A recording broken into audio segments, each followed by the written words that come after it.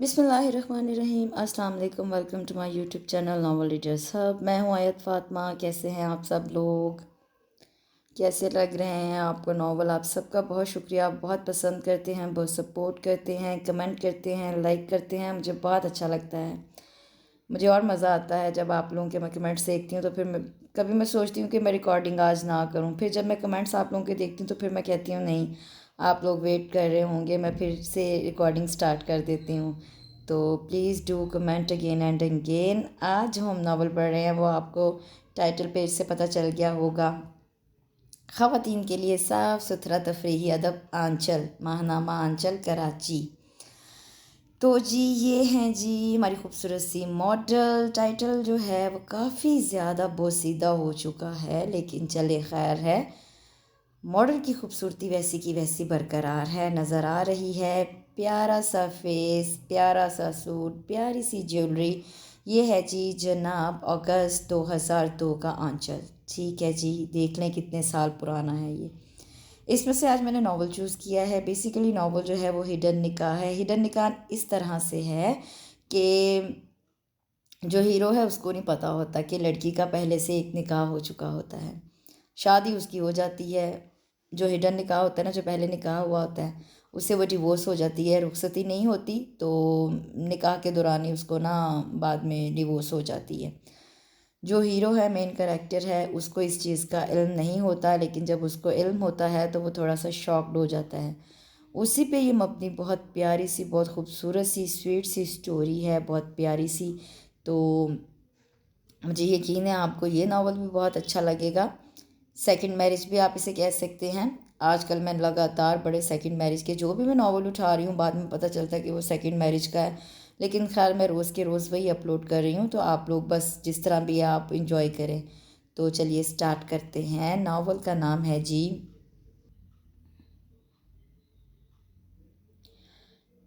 तेरे रूप की धूप और मैं। कितना खूबसूरत नाम है, तेरे रूप की धूप और मैं। राइटर का नाम है जी राबिया काश्मीरी।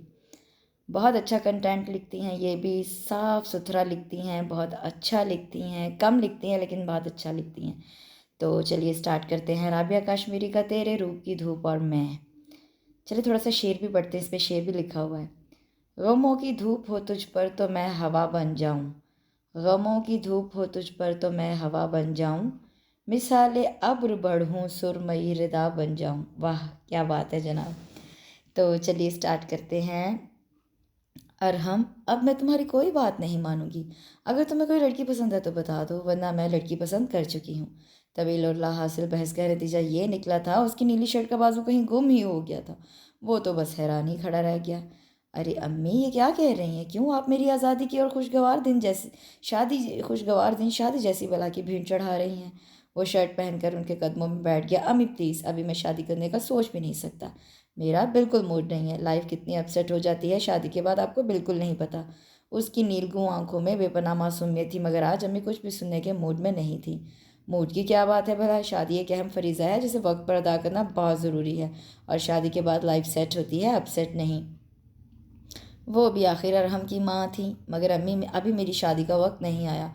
वो अब का दावर आईने के सामने खड़ा होकर अपना जायज़ा ले रहा था। जी आप तो अभी दूध पीते बच्चे हैं, जरिश ने सीढ़ियाँ उतरते हुए टुकड़ा लगाया। अम्मी आप अम्मी आप इसकी कर दें, आखिर ये भी तो फ़र्ज़ है जो आपको अदा करना है। अरहम ने फ़र्ज़ पर कुछ ज़्यादा ही ज़ोर दे दिया था। वो दोनों ज़ेरे लब मुस्कुरा दी। बिल्कुल इसकी भी करूँगी, मगर इससे पहले बहू ले आऊँ, या हो सकता है दोनों की साथ ही कर दूँ।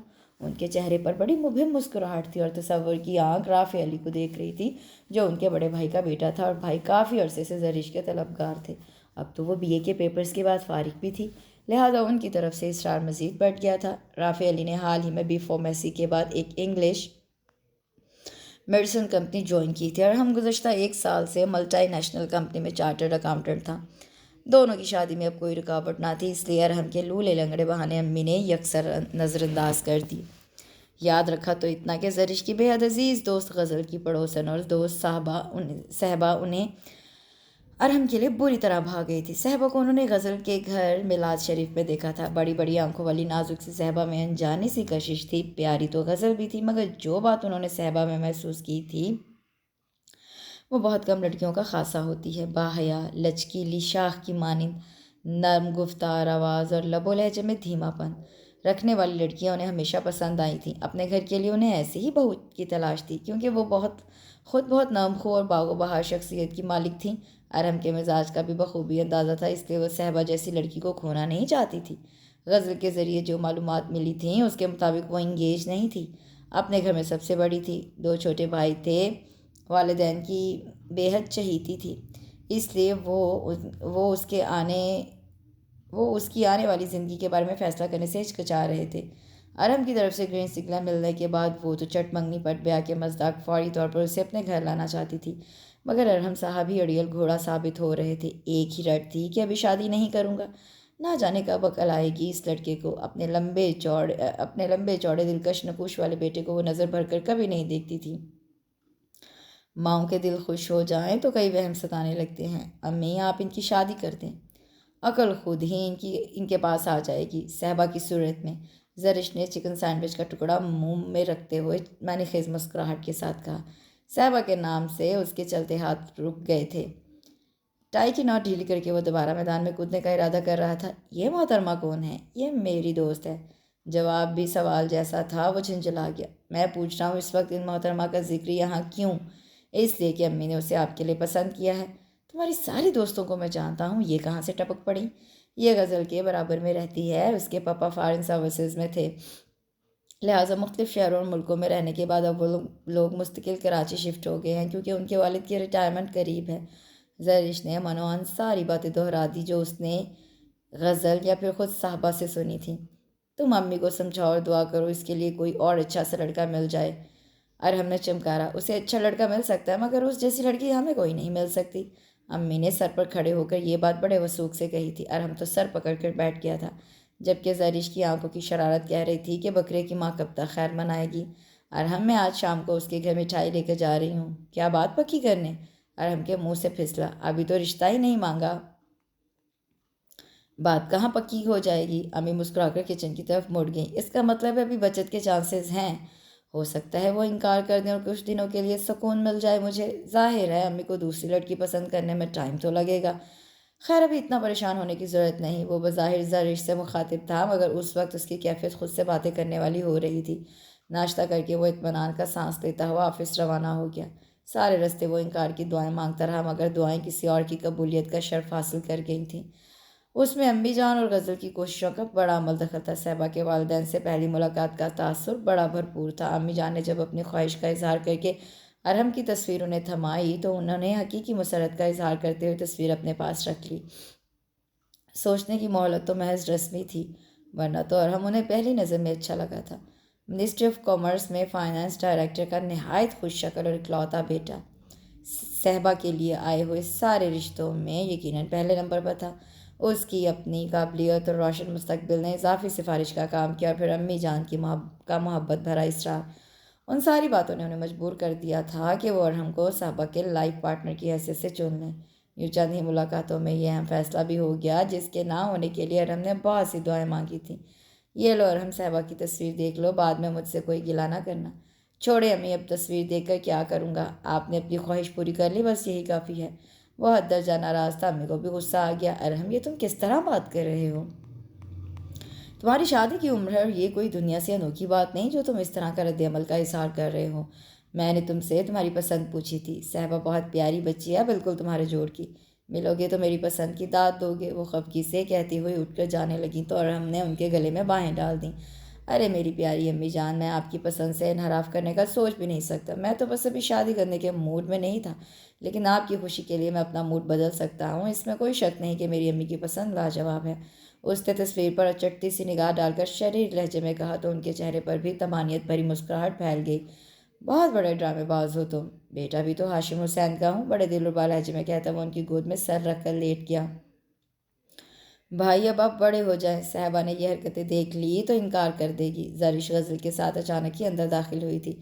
تم دونوں خونخوار بلیاں ہو، خبردار جو مجھ سے نیک مانگنے کی کوشش کی، اور آئندہ آئس کریم بھی نہیں کھلاؤں گا۔ بڑی معصوم دھمکیاں تھیں۔ وہ دونوں کھلکھلا کر ہنس پڑی۔ صحبا کو بتائیں گے؟ ہاں، تم لوگ تو جنرل نالج کی استاد ہو، اب اس سے فیس لینا شروع کر دو۔ ارحم نے تو جل کر کہا تھا، مگر ان کی معنی خیز مسکراہٹ میں کمی نہ آئی تھی۔ یہ تو بڑی معمولی سی بات تھی، وہ تو نہ جانے کیا کچھ اسے بتا چکی تھی جس پر اس نے کہا تھا اللہ میرے مستقبل کا حامی و ناصر ہو۔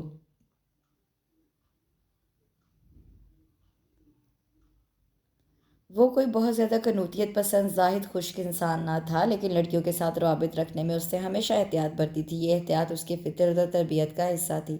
الفاظ اور جذبوں کے معاملے میں وہ بڑا روایتی مرد تھا، دل پینک اور لچھے دار باتوں میں الجھانے والا ہوتا تو امی جان کبھی بھی خود اس کے لیے لڑکی نہ ڈھونڈتی، وہ یہ کام خود بھی کر سکتا تھا۔ ماں دل کے اندر کی ساری گہرائیوں سے واقف ہوتی ہے، وہ بھی ارحم کی شخصیت کے ہر پہلو سے واقف تھی، اس لیے مزید دیر کیے بغیر صحبا کا انتخاب کر لیا تھا۔ اب تو ارحم بھی اسی نام کی تکرار سے مانوس ہو گیا تھا۔ زرش اور غزل کی شرارتوں کو وہ انجوائے بھی کر رہا تھا، مگر ذرا اپنے بھرم اور بڑے ہونے کے روب کے ساتھ۔ صحبا کا انتخاب امی جان نے کیا تھا اور اسے ان کے کسی فیصلے سے اختلاف نہیں تھا، اس لیے اس نے صحبا سے ملاقات یا بات کرنے کا سوچا بھی نہیں۔ شادی کے بعد ایک دوسرے کو جاننے اور سمجھنے میں ہی ازدواجی زندگی کی حقیقی خوبصورتی پوشیدہ ہے، وہ اس بات کا دل و جان سے قائل تھا اور اسی پر عمل بھی کر رہا تھا۔ امی دیکھیں، یہ لڑکیاں آپ کے شریف بیٹے کو بہکا رہی ہیں، اس نے دبی دبی صدا لگائی۔ اس معصومیت پر کون نہ قربان جائے، غزل نے برجستہ کہا تو تینوں ہنس پڑے۔ صحبا کو راضی کرنا پڑے گا کہ محترم کی شرافت کا امتحان لینے ذرا سا سامنے آ جاؤ، اور اگر وہ بال کھول کر سامنے آ گئی تو؟ زرش نے فوراً غزل کی بات پر اقرار میں سر ہلا کر مزید سنسنی پھیلائی۔ ارحم بھائی، آپ اس کے بال دیکھ لیں تو بے ہوش ہو جائیں۔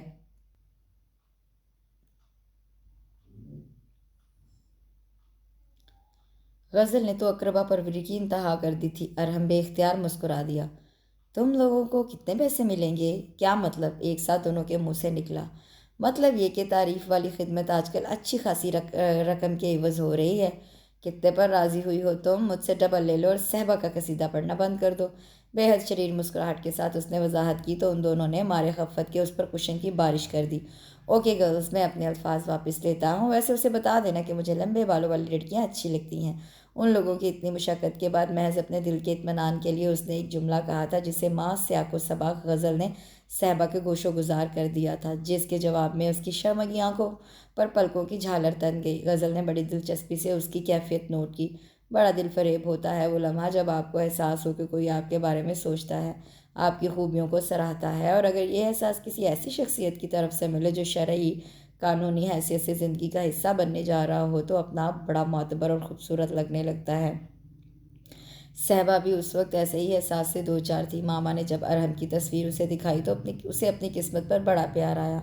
اپنی شخصیت کے دلکش رنگوں سے وہ کچھ وہ بھی واقف تھی، اس لیے اکثر سوچتی تھی اس کا لائف پارٹنر اس سے بڑھ کر ہو۔ وہ خوابوں کی دنیا میں نہیں رہتی تھی، لیکن ارحم کی تصویر نے اسے خواب دیکھنے پر مجبور کر دیا تھا، خواب بھی ایسے جن کے پورے ہونے کے دن قریب ترین تھے۔ دونوں گھرانوں نے باہمی رضامندی کے بعد شادی کی تاریخ مقرر کر دی تھی۔ تیاری کے لیے صرف 3 مہینے تھے۔ آنے والا بارشوں کا موسم خوشیوں کی نوید لا رہا تھا۔ ارادہ تھا کہ ساری شاپنگ صحبا کی پسند سے ہوگی، مگر اس نے معذرت کر لی کہ مجھے آپ کی پسند پر بھروسہ ہے، اور پھر سارا سسپنس ہی ختم ہو جائے گا۔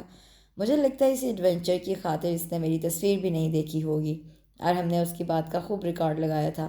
ہاں، اگر دیکھ لیتی تو انکار کر دیتی۔ غزل نے بھی فوراً بدلہ لیا تھا۔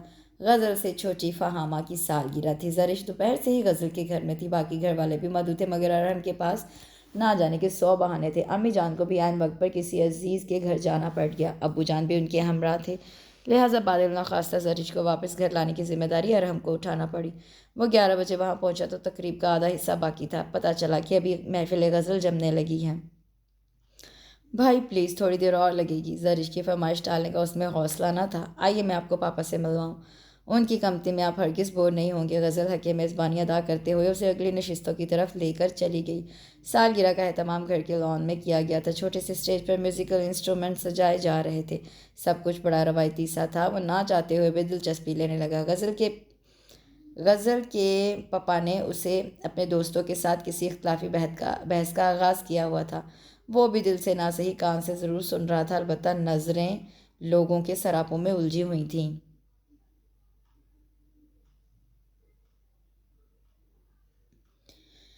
بھائی صحبا سے ملیں گے؟ اچانک ہی زرش نے آ کر سرگوشی کی۔ اس طرح کی کوئی حرکت ہوئی تو میں اٹھ کر چلا جاؤں گا۔ وہ واقعی میں ذہنی طور پر اس سے ملنے کے لیے تیار نہیں تھا، اور یہ تو بالکل بھی ذہن میں نہیں تھا کہ وہ اس تقریب میں ہو سکتی ہے۔ ویسے ہم نے صحبا کو بھی نہیں بتایا کہ آپ آئے ہوئے ہیں، زرش نے صفائی پیش کی تو وہ مطمئن ہو گیا۔ برابر والی سیٹ پر غزل آ کر بیٹھ گئی تھی، اب اس کی سرگوشیاں جاری تھیں۔ تھوڑی دیر کے بعد ایک سرپرائز آپ کو ڈسٹرب کر دے گا۔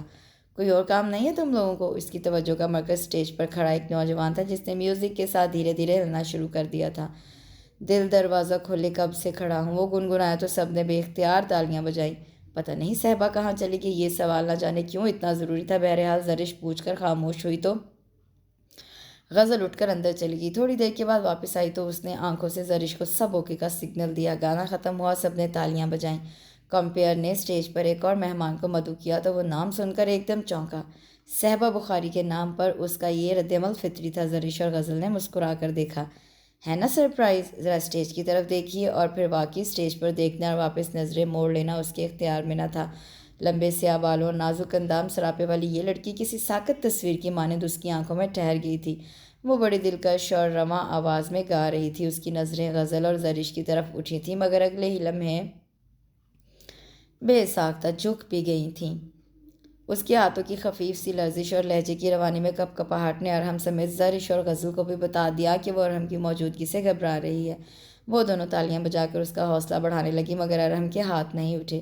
وہ بس اسے دیکھ رہا تھا، محسوس کر رہا تھا۔ محفل میں اسے سننا گوارا نہ تھا۔ تھوڑی سی دیر میں اپنی اہمیت کا احساس بھی ہو چلا تھا۔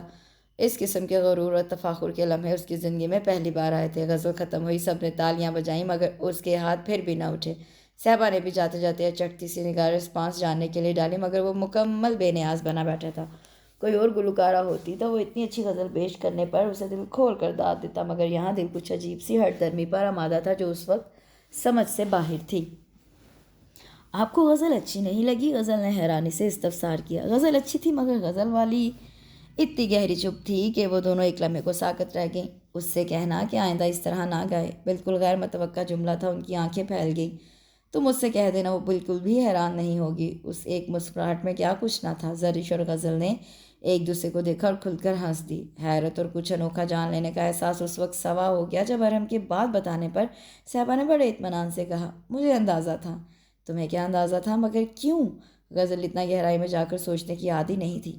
مجھے اگر پتہ ہوتا کہ ارحم آئے ہوئے ہیں تو میں کبھی نہ گاتی۔ اس جملے کی خوبصورتی پر ہی وہ دونوں فدا ہو گئے۔ زرش، کیا فریکوینسی ملنے لگی ہے بغیر ملاقات کے؟ غزل کو تو اچھا خاصا موضوعات آ گیا تھا، مگر صحبا نے ہرگز نوٹس نہیں لیا۔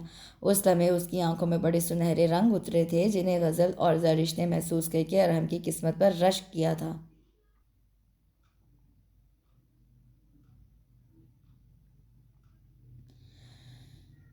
گرمیوں کے طویل دن سمٹتے جا رہے تھے۔ موسم برسات کی آمد تھی۔ نیلے آسمان کا سورج بادشاہ ابر کی چادروں میں چھپا رہتا۔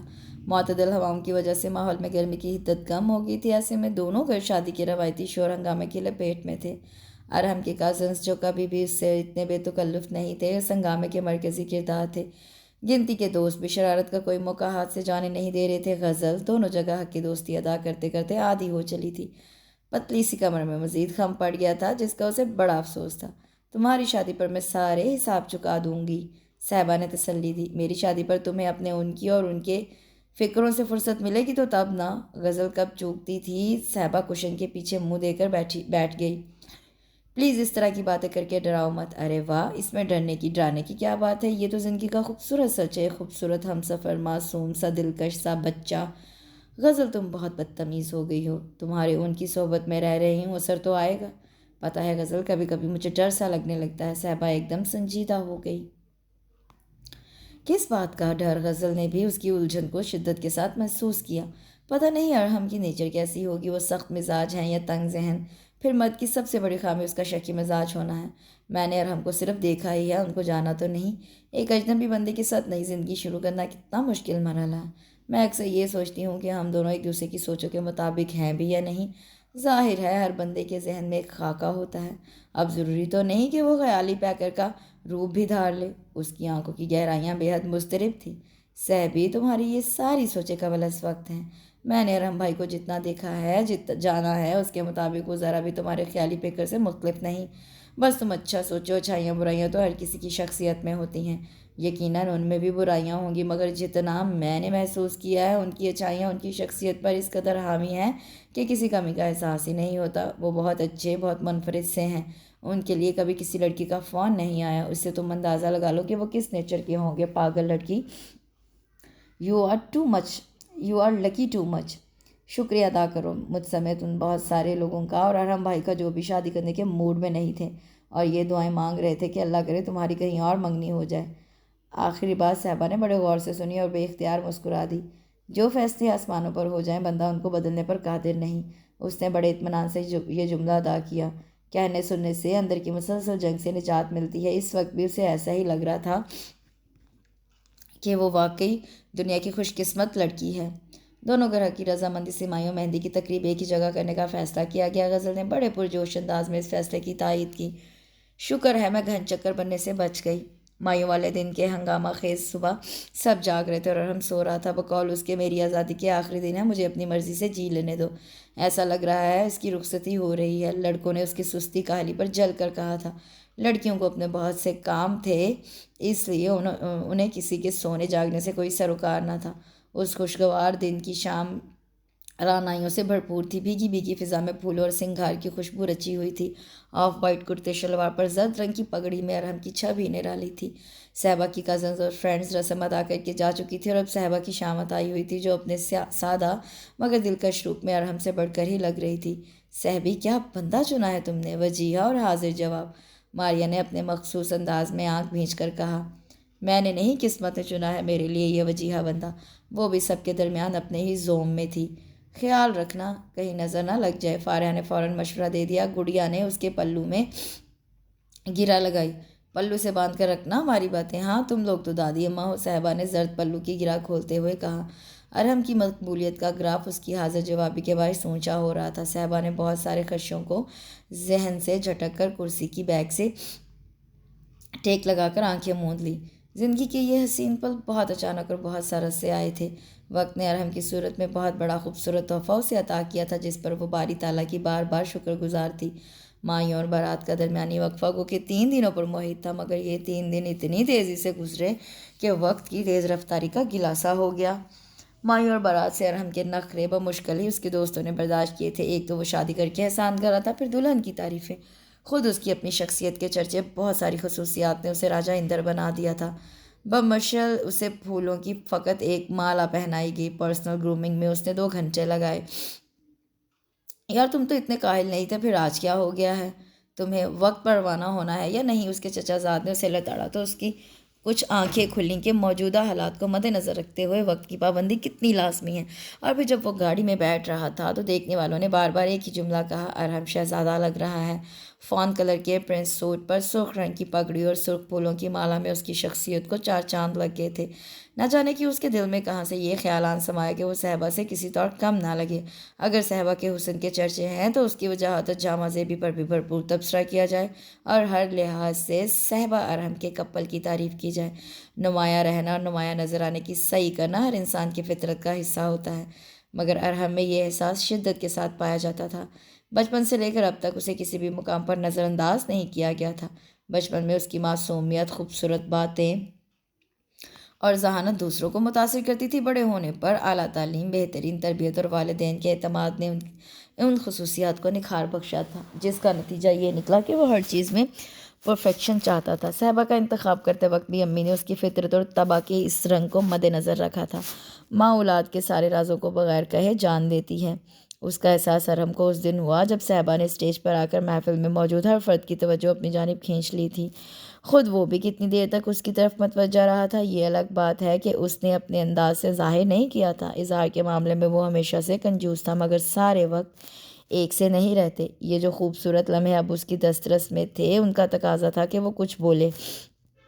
شادی کی پوری تقریب میں اس نے لوگوں کے جملے سنے تھے کہ صحبا کو ارحم کے لیے بنایا گیا ہے اور ارحم صحبا کے لیے بنا ہے۔ ان جملوں کی صداقت پر اسے یقین آ گیا تھا۔ نفیس دبکے کے کام والے بھاری سرخ آنچل سے جھانکتا چہرہ بے حد موہنا اور دلکش لگ رہا تھا۔ اس نے حسن کو خراج تحسین بڑے سادہ سے الفاظ میں پیش کیا۔ صحبا، تم بہت خوبصورت ہو۔ شامہ کی مسکراہٹ کے ساتھ نگاہیں اٹھی تھیں، جن میں تحریر واضح تھی کہ آپ بھی بہت خوبصورت ہیں۔ کہتے ہیں کہ چہرہ دل کا آئینہ ہوتا ہے، کیا تمہارا دل بھی میرے دل بھی تمہارے چہرے کی طرح خوبصورت ہے۔ اتنا بے تکلف اور اپنائیت سے بھرپور لہجہ تھا کہ صاحبہ کو ایک لمحے کے لیے بھی اجنبیت کا احساس نہیں ہوا۔ صرف یہ 2 گھنٹے قبل ہی تو قانون اور شرع نے انہیں نئی زندگی کا پہلا قدم اٹھانے کی اجازت دی تھی، مگر وہ پہلا قدم کیا اٹھا تھا، میلوں کے فاصلے طے ہونے کا پتہ ہی نہیں چلا۔ ولیمہ والے دن دوستوں کا جھرمٹ یہ جاننے کی کوشش کر رہا تھا کہ ارحم کیسا لائف پارٹنر ثابت ہوگا، کیونکہ تم تو بہت اچھی فیس ریڈر ہو، اب تک تم نے بہت کچھ پڑھ لیا ہوگا۔ میری توقعات سے بڑھ کر بہت جذباتی، آخری لفظ دانتوں تلے دب کر ہی رہ گیا تھا، کیونکہ اس کی سمجھ میں نہیں آ رہا تھا کہ شخصیت کا یہ رنگ خوبی میں شمار ہوتا ہے یا خامی میں۔ یو آر لکی یار، اس جملے کی تو وہ عادی ہو گئی تھی، سو اس وقت بھی صرف مسکرانے پر اکتفا کیا۔ ماما پاپا کے چہرے بھی شانت تھے۔ فرض کی تکمیل کا یہ مرحلہ بڑی خوبصورتی کے ساتھ اپنے اختتام کو پہنچا تھا۔ انہیں یقین تھا کہ ارحم صاحبہ کے لیے مثالی لائف پارٹنر ثابت ہوگا۔ بھائی، اب بھابھی کے بالوں کے بارے میں کیا خیال ہے؟ غزل اور زرش کی شریر مسکراہٹ پر صاحبہ کا چہرہ سرخ ہو گیا۔ سوچ رہا ہوں کٹوا دوں، ہر وقت انہیں ہی سنوارتی رہتی ہے، محترمہ رکیبیں روسیہ بن گئی ہیں۔ میری تو آدھی جان ہے ان میں۔ صاحبہ نے جلدی سے دراز بالوں کی چوٹی ہاتھوں میں تھام لی۔ اور آدھی؟ زرش نے بڑی معصومیت سے جملہ اچکا تھا۔ صاحبہ نے کشن اٹھایا تھا، مگر سامنے کچن میں امی جان بھی تھی۔ فطری جھجک نے اس کے ہاتھ روک دیے۔ ویسے آپ لوگ گھومنے پھرنے کب جا رہے ہیں؟ غزل نے بالآخر مطلب کی بات کی۔ اگلے ہفتے تم لوگ بھی چلو نا، ارحم نے بے ساختہ کہا تھا اور غزل کو اچھو لگ گیا۔ اسے ویسے بھی ایک بات کے 10 مطلب نکالنے کی عادت تھی۔ ایک نظر اس نے زرش پر ڈالی تھی اور دونوں بے اختیار ہنستی چلی گئیں۔ Are you mad girls? اب وہ واقعی غصے میں تھا۔ نہیں مگر ہو جائیں گے، وہی ہنسی۔ صاحبہ نے اٹھنے میں ہی عافیہ جانی۔ اسے اس معنی خیز ہنسی کا اچھی طرح پتہ تھا۔ ارحم نے سارے لحاظ بالائے طاق رکھ کر کشن سے ان پر حملہ کر دیا۔ جنگ و جدل کا منظر پیش کرتا لاؤنج اچانک مہمانوں کی آمد پر پرسکون ہو گیا۔ ماموں، ممانی اور رافع علی کی آمد بالکل غیر متوقع تھی۔ زرش کی ہنسی کو کیا بریک لگے، وہ تو منظر سے ہی غائب ہو گئی۔ بڑی رونق لگی ہوئی ہے یہاں تو، ممانی جان کا اشارہ کمرے کی حالت زار کی طرف تھا۔ دراصل آنٹی ہم لوگ کھیل رہے تھے، غزل نے صفائی پیش کی۔ اب یہ کھیلنے کی عمر تو نہیں ہے، رافع علی نے جلدی سے کہا تو وہ مسکرا دی۔ کہہ دوں گی جا کر ان سے بھی، وہ معنی خیزی سے مسکرائی۔ بڑی نوازش ہوگی، وہ بھی برجستگی میں کم نہیں تھا۔ اب صاحبہ اور غزل نے زرش کا گھیراؤ کیا ہوا تھا۔ تھوڑی دیر کے بعد ارحم اور رافع بھی چٹکلے چھوڑنے آگے۔ لاؤنج میں بڑوں کی محفل جمی ہوئی تھی اور ماموں رافع کی شادی جلدی کرنا چاہ رہے تھے۔ اس سے قبل رافع اور ارحم کی شادی ایک ساتھ کرنے کا پروگرام بنایا گیا تھا، مگر اس کا بھرپور اختلاف زرش اور رافع نے ہی کیا تھا۔ ان کا ایک ہی استدلال تھا کہ ہم کیا خاک انجوائے کریں گے۔ بڑوں کی سمجھ میں شاید یہ نکتہ آ گیا تھا کہ خواہ کی ہر بونگ مچ جائے گی، لہٰذا اطمینان سے پہلے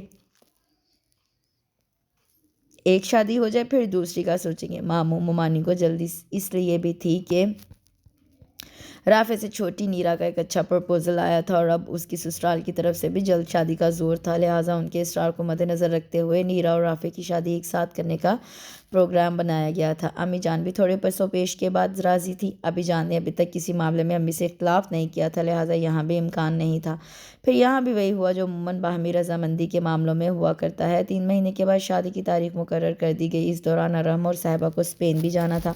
جگہ کا انتخاب دونوں نے اپنی اپنی پسند کے مطابق کیا تھا۔ یہ اتفاق ہی تھا کہ دونوں کو نت نئی جگہ دیکھنے کا شوق تھا، لہٰذا ہنی مون ٹرپ کو معمول کے تفریحی ممالک کی سیر کے لیے مخصوص نہیں کیا گیا۔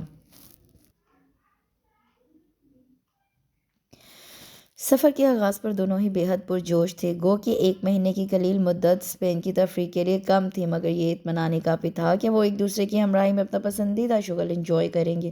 1 مہینے کے بعد جب انہوں نے واپسی کے لیے رخت سفر باندھا تھا تو یوں لگ رہا تھا جیسے اپنا بہت کچھ بھول رہے ہوں۔ صاحبہ، یہ وقت اتنی جلدی کیوں گزر جاتا ہے؟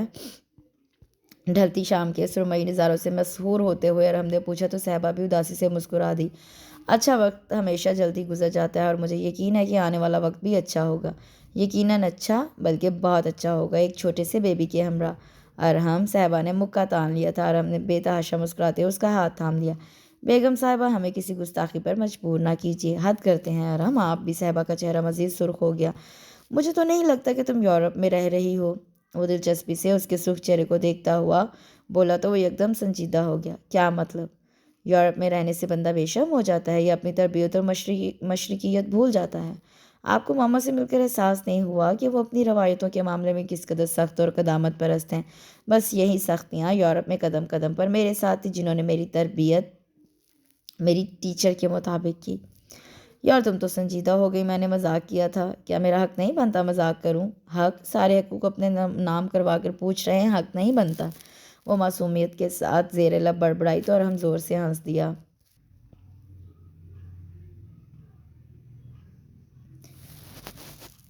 دل چاہتا ہے تم سے خوب لڑوں، مجھے ابھی بہت ساری پیکنگ کرنی ہے، صبح سویرے کی فلائٹ ہے، لہٰذا میں اندر جا رہی ہوں۔ اس نے بے تکی باتوں کو سمیٹنے کی کوشش کی، ورنہ ہم تو اپنے مخصوص چلبلے موڈ سے باہر آنے کو تیار نہیں تھا۔ کر لینا پیکنگ بھی، ابھی بہت ٹائم ہے۔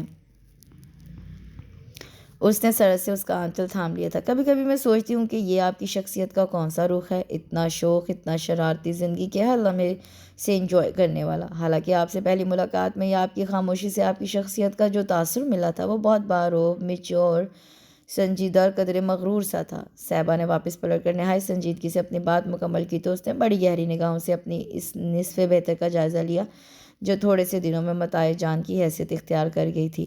تمہیں اعتراض کس بات پر ہے، میرے سنجیدہ ہونے پر یا شوق ہونے پر؟ مجھے کسی بھی بات پر اعتراض نہیں، بس اکثر یہ سوچتی ہوں آپ کی شخصیت کے اور کتنے رنگ ہیں جو میری نگاہوں سے پوشیدہ ہیں۔ جلدی کس بات کی ہے، آہستہ آہستہ معلوم کرنے کی کوشش کرو، ایسا نہ ہو کہ تمہاری دلچسپی ختم ہو جائے۔ عموماً یہی ہوتا ہے نا، کتاب کے سارے چیپٹرز پڑھ لیے جائیں تو وہ سب سے نچلے شیلف میں چلی جاتی ہے۔ ارحم ازحد سنجیدہ تھا، جیسے کوئی راز کھل جانے پر خفا ہو جائے۔ ایسی بات کیوں کی آپ نے؟ کتاب اور انسان میں فرق ہوتا ہے، اور کیا یہ میرا حق نہیں بنتا کہ آپ کے بارے میں زیادہ سے زیادہ جان لوں تاکہ آپ کی خفگی اور ناراضگی سے بچنے کے لیے حفاظتی اقدامات کر سکوں؟ صاحبہ نے بڑے سبھاؤ کے ساتھ اپنی بات مکمل کی اور احساس سپردگی کے ساتھ اپنے ہاتھ ارحم کے مضبوط ہاتھوں میں دے دیے۔ تم بہت چالاک ہو، اپنی بات کہہ جاتی ہو اور ناراض بھی نہیں ہونے دیتی ہو۔ ایسی تو کوئی بات نہیں ارحم، آپ کو اپنی اہمیت کا احساس ہے۔ وہ تو خیر مجھے اسی دن ہو گیا تھا جب ایک پراعتماد سی لڑکی اسٹیج پر آ کر کنفیوز ہو گئی تھی۔ ارحم نے جلدی سے اپنی بات مکمل کی تو وہ اس دن کو یاد کر کے بے اختیار مسکرا دی۔ اسی دن تو مجھے احساس ہوا تھا کہ آپ بہت روڈ ہیں۔ وہ تمہیں اس لیے ہوا ہوگا کہ میں نے اتنی اچھی غزل پیش کرنے پر تمہیں داد نہیں دی تھی، شاید۔ اس کے تصور میں اس شب کا منظر ابھر آیا۔ غزل بھی اچھی تھی، آواز بھی بہت اچھی تھی، مگر تم مجھے اچھی نہیں لگی گانا گاتے ہوئے۔ ارحم نے صاف گوئی سے کہا تو اسے ذرا بھی حیرت نہیں ہوئی۔ مجھے احساس ہو گیا تھا اور مجھے بہت اچھا بھی لگا تھا، ظاہر ہے اس طرح کا جذبہ ہر کسی کے لیے نہیں ہوتا۔ مجھے بھی اس وقت اپنے خاص ہونے کا احساس ہو گیا تھا۔ صاحبہ نے شوخی کے ساتھ اس کی آنکھوں میں جھانکا تو وہ بے اختیار ہنس دیا۔ تو گویا ہم دونوں اس وقت ایک ہی کیفیت سے دو چار تھے۔ ویسے اتنا اچھا گانا تم نے بغیر کسی استاد کے سیکھ لیا؟ اگر آپ اچھا کہہ رہے ہیں تو شکریہ، یہ تو بس خود بخود ہی آ گیا۔ کالج میں، پھر یونیورسٹی میں ٹیچرز اور فرینڈز نے حوصلہ افزائی کی۔ یونیورسٹی میں ایک کرسچن میوزک ٹیچر تھیں، انہوں نے میری بہت حوصلہ افزائی کی۔ میرا گروپ تو ہر پروگرام میں پیش رہتا تھا۔ وہ بڑی مسرت کے ساتھ اپنے بارے میں بتا رہی تھی اور ارحم نے ہر دلچسپی سے اس کی باتیں سن رہا تھا۔ رات گئے تک وہ دونوں یوں ہی ایک دوسرے کو سنتے سناتے رہے۔ آج ایک دوسرے کو جاننے کا سلسلہ دراز ہو گیا تھا۔ دھیرے دھیرے شخصیت کے اسرار سے پردے اٹھے تو زندگی بہت دلچسپ اور مصروف گزرتی ہے۔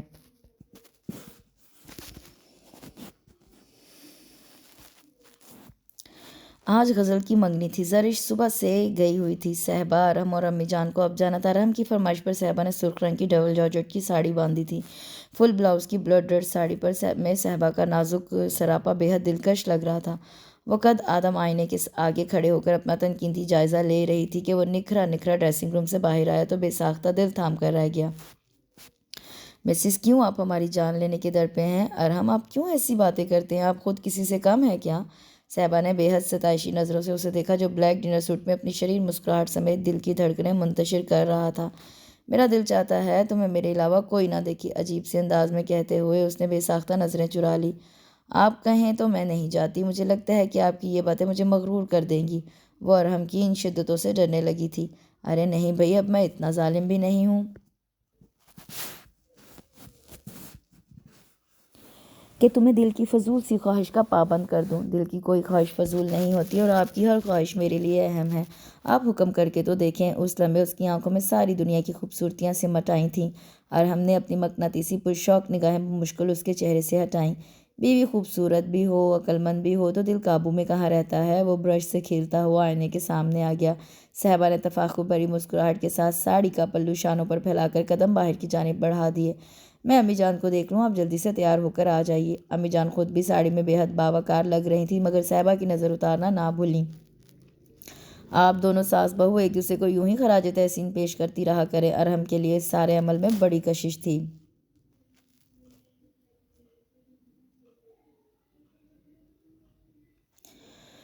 غزل کا گھر بیرونی دروازے سے ہی روشنیوں میں ڈوبا ہوا تھا۔ خوب رونق ہو رہی تھی، گو کہ مہمان کم تھے مگر تقریب کے سارے لوازمات کے ساتھ موجود تھے۔ ارحم اور صحبا کے خوبصورت ساتھ نے ماحول میں مزید خوبصورتی پیدا کر دی تھی۔ صحبا کی فرینڈز ان کو گھیر کر بیٹھ گئیں۔ ارحم کے شریر جملے اور صحبا کی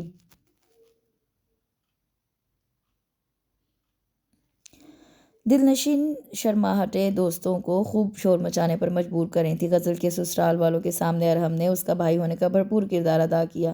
پیازی کلر کے نفیس دبکے کے کام والے لہنگا سوٹ میں غزل اپنی شرارتوں پر بند باندھ کر بڑی مشکل سے بیٹھی ہوئی تھی اور ارحم کی بے حد مشکور تھی، جس نے بھائی نہ ہونے کی کمی کا احساس بالکل ختم کر دیا تھا۔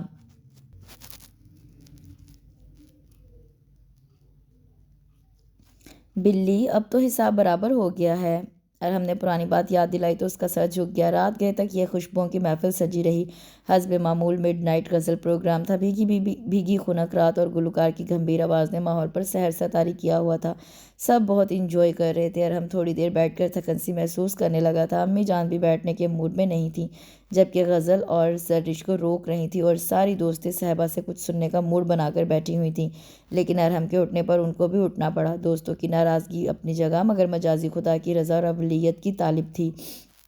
وہ سب سے معذرت کرتی ہوئی بمشکل دوستوں کے جھرمٹ سے اٹھ کر باہر آئی، جہاں ارحم گاڑی میں بیٹھ چکا تھا۔ پیچھے امی جان اور زرش بھی نشست سنبھال چکی تھی۔ وہ تیز قدموں سے چلتی ہوئی گاڑی تک آئی۔ دوستوں کی آوازیں اب بھی اس کے تعاقب میں تھیں۔ غزل بھی اپنے بھاری لباس کو سنبھالے باہر تک خدا حافظ کہنے آئی تھی۔ کیا تم مزید رکنے کے موڈ میں تھی؟ سارے راستے کی خاموشی کے بعد یہ جملہ ارحم نے لباس تبدیل کر کے کہا تھا۔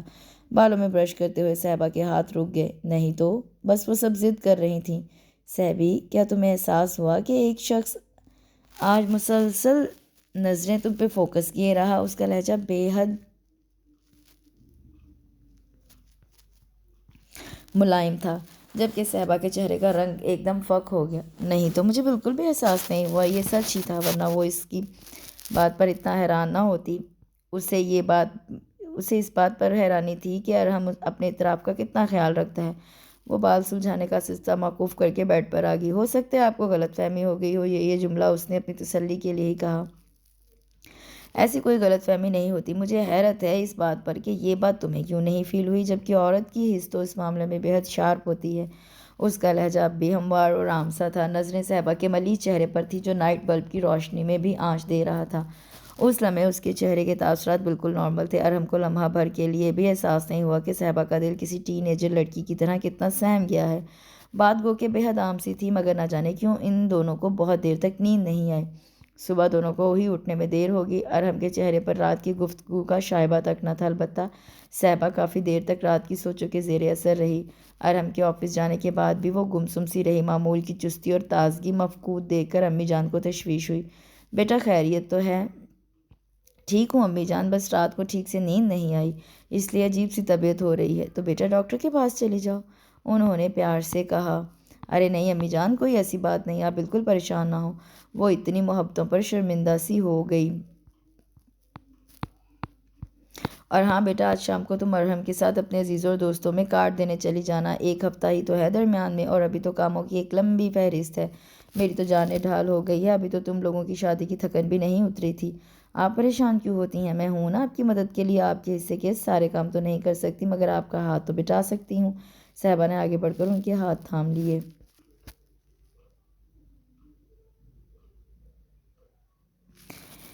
ایک ہفتہ گزرنے کا احساس ہی نہیں ہوا اور زرش کی مائیوں کا دن آن پہنچا۔ آج کی تقریب کے اہم امور صحبا کے ذمے تھے اور وہ کسی قسم کی کمی نہیں دیکھنا چاہ رہی تھی۔ گھر کی سجاوٹ سے مہمانوں کے استقبال تک اور زرش کی خوبصورت ڈریسنگ سے اپنی تیاری تک، سارے مرحلے خوش اسلوبی سے نمٹا کر وہ بہت مطمئن تھی۔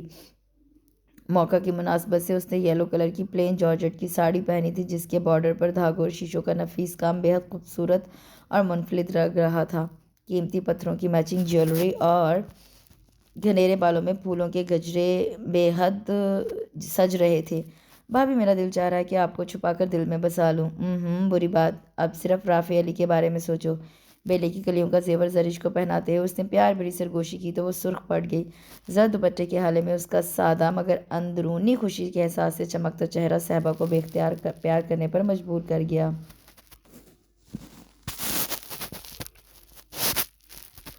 بہت خوبصورت لگ رہی ہو، اللہ تمہیں نظر بد سے بچائے۔ ارحم کے ہمراہ جب وہ مہمانوں کو ریسیو کر رہی تھی تو سب کی نظروں میں ستائش تھی۔ غضب کی ڈریسنگ کرتی ہو تم، اور ساڑی تو تم پر خوب سجتی ہے۔ مسز افتخار اظہار کیے بغیر نہ رہ سکیں۔ شکریہ آنٹی، یہ تو بس آپ کا حسن نظر ہے، وہ متانت سے کہتے ہوئے ارحم کی طرف مڑ گئی جو لوگوں کے ریمارکس کو بہت انجوائے کر رہا تھا۔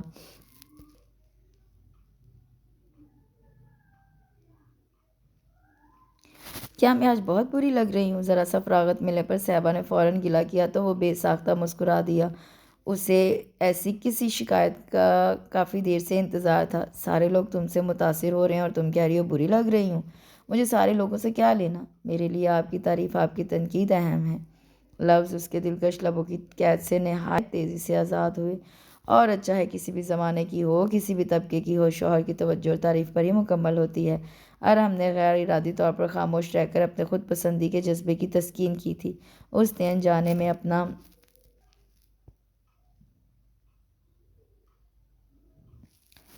اور صحبا کا امتحان لیا تھا جس میں وہ دونوں ہی کامیاب ہو گئے تھے۔ صحبا کو زمانے کی تعریف نے مغرور نہیں کیا تھا، اسے صرف ارحم کی پرواہ تھی۔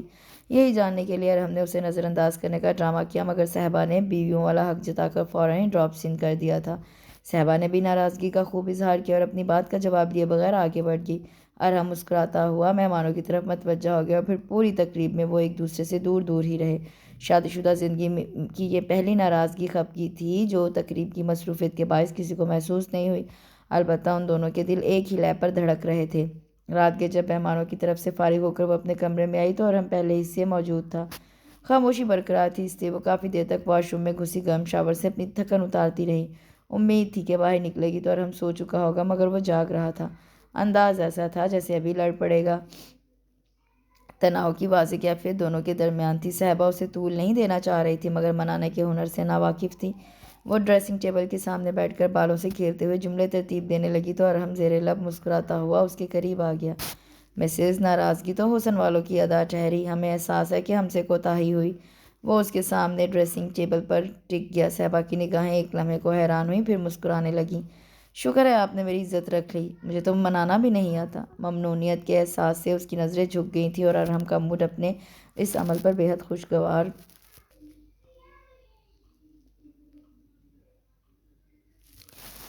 ہو گیا تھا۔ زرش کی مایور رخصتی میں ایک دن کا وقفہ تھا اور وقفے والا دن نکاح کے لیے مختص تھا۔ خاندار کی رسم کے مطابق وقت اثر نکاح ہوا اور پھر دوسرے دن کی تیاریوں کے لیے ہڑبونگ مچ گئی۔ بقول زرش، جلدی میں مجھے رونا بھی نہیں آیا، کتنی بری بات ہے، جبکہ میں نے رافع علی کو روتے دیکھا ہے، ایک دوست نے شوشہ چھوڑا۔ ہائے رے، رافع رو رہا تھا بیچارے کی قسمت، دوسری نے ہمدردی جتانا ضروری خیال کی۔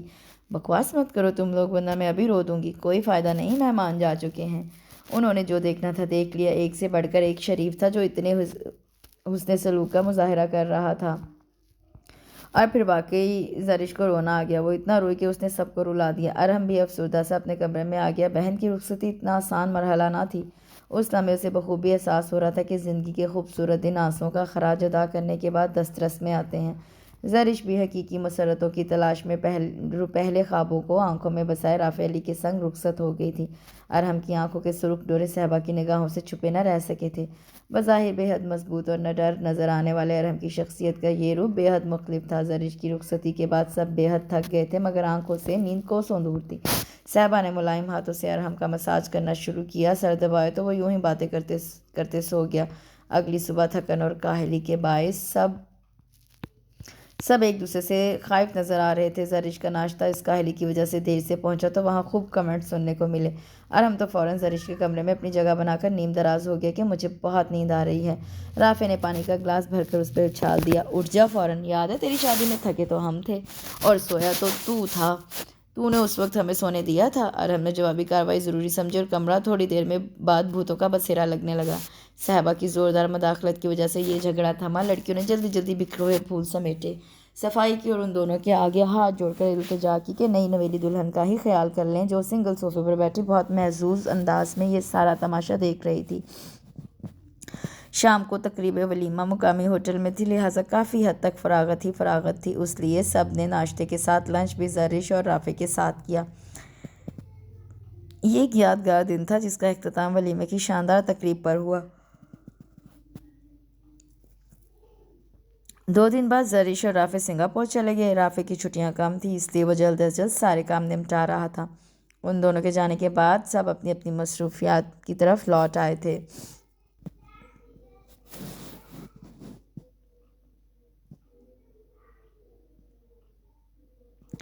دن بدل رہے تھے، موسم کی خنکی مزاجوں پر حاوی نظر آ رہی تھی۔ ارحم کا ٹرانسفر لاہور ہو گیا تھا۔ چند مہینے اکیلے رہنے کے بعد اس نے صحبا کو اپنے پاس بلا لیا تھا۔ امی کو بھی اس کی صحت کی فکر تھی۔ ہوٹل کے کھانے کھانے کا وہ عادی نہیں تھا۔ اب صحبا کے بغیر رہنا اتنا آسان نہیں تھا، اس لیے کسی تعویل کی ضرورت بھی نہیں تھی۔ صحبا تبدیلی کے جس عمل سے گزر رہی تھی، اس نے ان دونوں کی زندگی میں رنگ بھر دیے تھے۔ ماں بننے کا معتبر احساس اس کی خوبصورتی میں اضافہ کر رہا تھا۔ امی بھی دن گن کر گزاری تھی کب واپسی کی خبر آئے۔ گھر کی رونق تو انہی کے دم سے تھی، اور اب دادی بننے کی خوشخبری نے مزید بے چین کر دیا تھا، اور وہ لاہور جانے کی تیاریوں میں مصروف تھی کہ صحبا اچانک اکیلے آ گئی۔ ایک لمحے کو ان کی آنکھیں حیرت سے ساکت ہو گئیں۔ صحبا بیٹی، یہ تم اکیلے کیسے اور اچانک کیوں آ گئی؟ وہ اپنی حیرت الفاظ میں بیان کرنے سے قاصر تھی۔ بس امی، میرا دل نہیں لگ رہا تھا، اور ہم اتنے مصروف رہتے تھے، میں تو پریشان ہو گئی تھی، اس لیے آ گئی۔ اس کی بات انہیں ادھوری ہی لگی تھی، لیکن سفر کی تھکن کے خیال سے استفسار نہیں کیا۔ ارحم پر بھی غصہ آ رہا تھا جس نے فون بھی نہیں کیا۔ کیا ان کے درمیان کوئی اختلاف ہو گیا ہے؟ جو یوں اس سے آگے وہ کچھ نہیں سوچ سکی، اور نظریں صحبا کے چہرے پر ٹک گئی تھیں۔ آج آنکھوں میں وہ معمول کی خوشی اور سکون نہیں تھا۔ بھرے جسم کے ساتھ وہ بہت خوبصورت لگ رہی تھی، مگر بہت اداس۔ انہیں طرح طرح کے وہم ستانے لگے۔ اپنے لاڈلے بیٹے کی ضدی فطرت سے بھی وہ واقف تھیں۔ صحبا شاور لے کر واپس آئی تو وہ اس کے لیے کھانا ٹیبل پر لگا چکی تھی۔ امی کیوں شرمندہ کر رہی ہیں؟ میں نے پلین میں کھا لیا تھا، اب تو بالکل بھوک نہیں۔ بکو مت، اور یہ کس طرح بات کر رہی ہو؟ میں ارحم کی ماں ضرور ہوں، مگر اپنے دل میں تم نے بیٹی کی جگہ دی ہے۔ بس آپ کی یہی محبت تو مجھے واپس لے آئی۔ وہ ان سے لپٹ گئی۔ نہ جانے کیسا احساس تھا کہ دونوں کی آنکھیں نم سی ہو گئیں۔ بیٹا، ارحم تو ٹھیک تھا نا؟ جی امی، وہ بالکل ٹھیک ہے، چند دنوں میں آئیں گے، آج کل مصروفیت بہت ہے نا۔ اس کی نظریں جھکی ہوئی تھی، توجہ کھانے پر تھی، وہ بھی اس کے ساتھ مصروف ہو گئیں۔ بس اب تم آرام کرو۔ وہ کھانے کے بعد برتن اٹھانے لگی تو انہوں نے ٹوک دیا، ارے امی، اب تو میں اپنے گھر آئی ہوں، اور کون سا میں نے بہت لمبا سفر طے کیا ہے جو میں تھک گئی ہوں، بلکہ آپ اکیلے رہ کر تھک گئی ہیں، اور اب آپ آرام کریں، میں ابھی آئی۔ وہ جلدی برتن سمیٹنے لگی۔ 2 افراد نے کھانا کھایا تھا، لمبا چوڑا پھیلاوا نہیں تھا۔ امی بس غور سے اسے دیکھ رہی تھی۔ آج بہت کچھ عجیب لگ رہا تھا۔ یہ لڑکی جو ان کی بہو اور بہت پیاری بیٹی تھی، بہت بدلی سی لگ رہی تھی۔ اس کی آنکھوں میں وہ اور رونق نہیں تھی جس پر وہ فدا ہوئی تھی۔ دل چاہ رہا تھا فوراً اس کے دل میں جھانک لیں۔ اس کا اس طرح آنا، ارحم کی طرف سے کسی اطلاع کا نہ ہونا، اور خود اس کا مطمئن نظر نہ آنے کی کوشش کرنا بہت الجھا ہوا قصہ معلوم ہو رہا تھا۔ خدا جانے دونوں کے درمیان کیا ہوا۔ وہ اس کی موجودہ حالت کے پیش نظر یہ سب کچھ سوچ کر پریشان ہو رہی تھی۔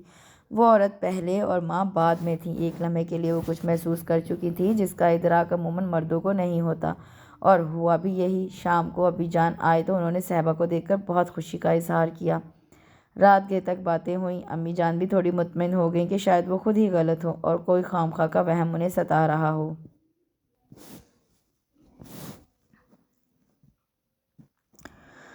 صبح ابی جان آفس جا چکے تھے۔ وہ دونوں ناشتہ کرنے بیٹھی تو ارحم کا فون آ گیا۔ صحبا نے کوئی بات کیے بغیر ریسیور امی کو تھما دیا۔ انہوں نے اسے خوب جھاڑا، اس نااہلی اور لاپرواہی کی وجہ پوچھی، مگر آگے ہنوز خاموشی تھی۔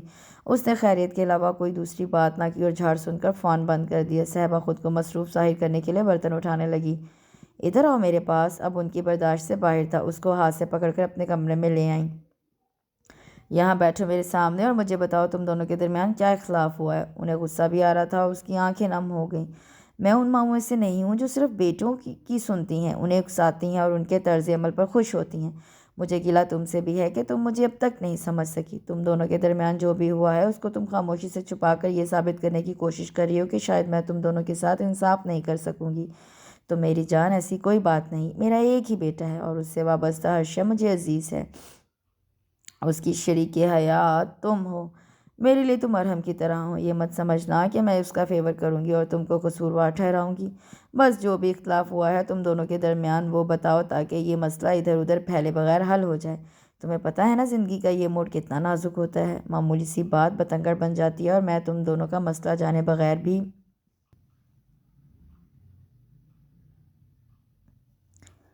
نہیں رہ سکتی۔ جس گھر میں تمہیں بیٹی کی طرح رکھنے کے دعوے کے ساتھ لائی ہوں انہیں کیا جواب دوں گی؟ انہیں آپ کچھ نہیں بتائیں گی۔ آنسوؤں سے بھیگی ہوئی آواز بے ساختہ نکلی۔ کچھ مجھے پتہ تو چلے۔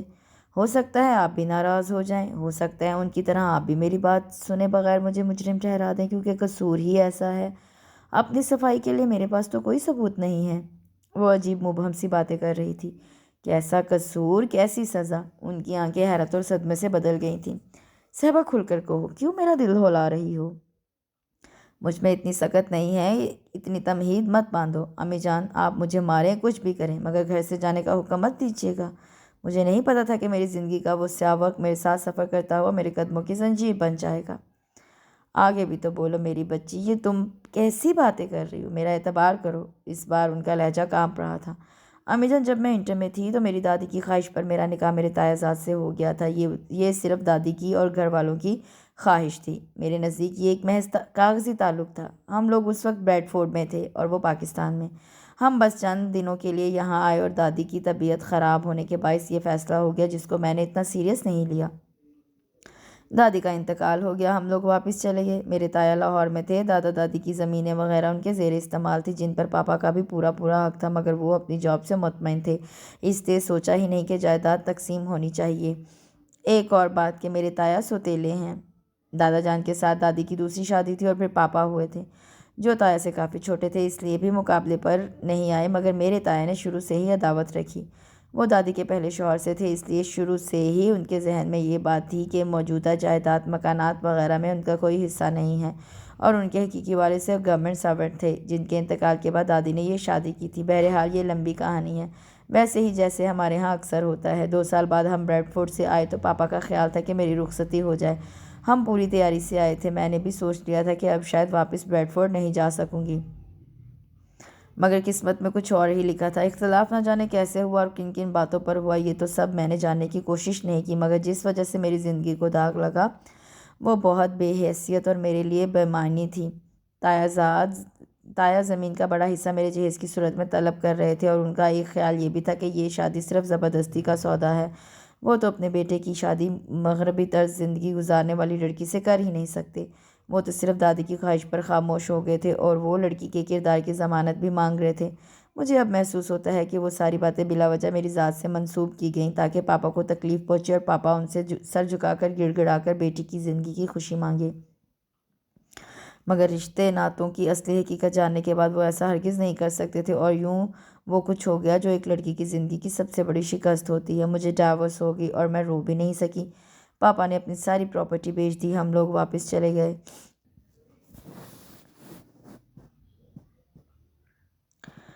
واپس آئے تو آپ سے ملاقات ہوگی۔ میرے لیے تو یہ ساری صورتحال اتنی تکلیف دہ تھی کہ میں کسی سے تو کیا اپنی ذات سے بھی شیئر کرنے کی ہمت نہیں رکھتی تھی۔ میں نے زندگی کے اس وقت کو اس طرح الگ کیا تھا کہ جیسے وہ کبھی تھا ہی نہیں، اور اصل بات یہ ہے کہ مجھے اس کی پرواہ بھی نہیں تھی۔ اب پتہ نہیں میری ماما پاپا نے آپ سے یہ بات چھپائی یا شیئر کی، میں نے آگہی کے خوف سے یہ تک بھی ان سے نہیں پوچھا، اور نہ کبھی یہ خوبصورت زندگی چھن جانے کے خوف سے ارحم کو بتا سکی، اور شاید آپ سے بھی ڈرتی رہی، اور میں تو لاہور جاتے ہوئے بھی ڈر رہی تھی۔ میری چھٹی حس مجھے کہہ رہی تھی کہ کچھ ہوگا۔ لاہور میں میری ملاقات ایک تقریب میں میرے تایا زاد طارق سے ہوئی۔ وہ اس طرح ملا جیسے ہم بہت خوشگوار حالات میں الگ ہوئے ہوں، جبکہ میں تو پہلے بھی کبھی اس سے اتنی بے تکلف نہیں تھی۔ بہرحال اس نے ارحم سے بھی بات چیت کی، اپنا تعارف کروایا۔ اس دوران اس کی باتوں میں، نظروں میں کوئی تو بات ایسی تھی کہ ارحم کا موڈ میں نے وہیں آف ہوتے دیکھا۔ میں بھی نروس ہو گئی، گھر آ کر بھی ان کا رویہ کچھ خفگی والا تھا۔ شرم ساری تو تھی ہی، اب احساس جرم اور زیادہ ستا رہا تھا۔ مجھے یہ بات ان سے کبھی نہیں چھپانی چاہیے تھی، اور زیادہ بہتر تھا کہ یہ بات شادی سے پہلے ہی کلیئر ہو جاتی، تو اب نہ ارحم کو شاک لگتا اور نہ یہ بات اتنا بڑا مسئلہ بنتی۔ وہ پھوٹ پھوٹ کر رونے لگی۔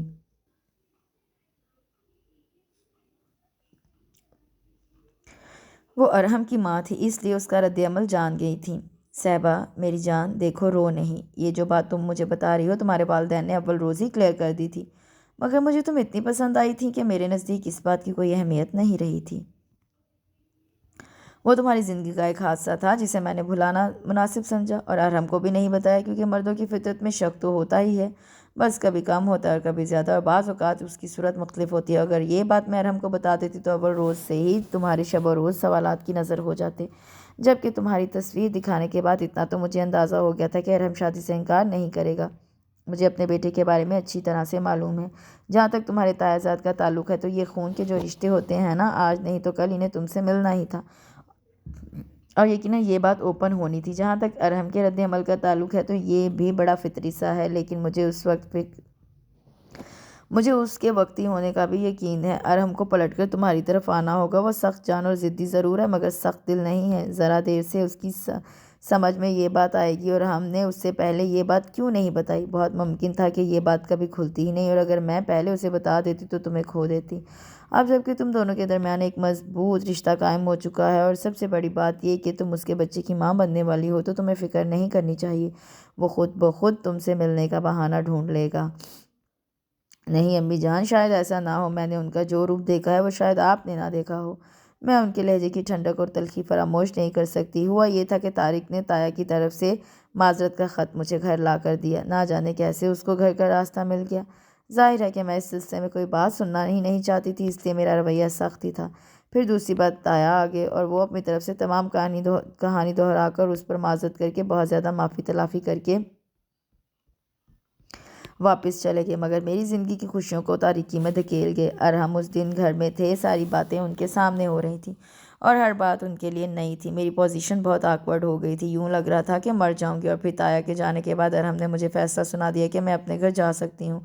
ان کے گھر میں، ان کے دل میں اب میری کوئی جگہ نہیں ہے، کیونکہ میں نے ان کے اعتبار کا خون کیا ہے، ان کے اعتماد کو ریزہ ریزہ کر دیا ہے۔ وہ الفاظ میں نہیں بھول سکتی، کبھی بھی نہیں بھول سکتی۔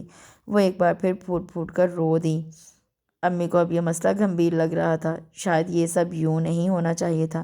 میرا گھر تو یہی تھا نا، یہی ہے نا، میرے ماں باپ تو آپ بھی ہیں، اس لیے میں یہاں آ گئی ہوں۔ مجھے پتہ ہے کہ ارحم مجھے یہاں بھی نہیں رہنے دیں گے، اور اگر انہوں نے کوئی انتہائی فیصلہ کر لیا تو میرا کیا ہوگا؟ وہ بے حد ڈری ہوئی تھی۔ امی جان نے اسے باہوں میں سمیٹ لیا تھا۔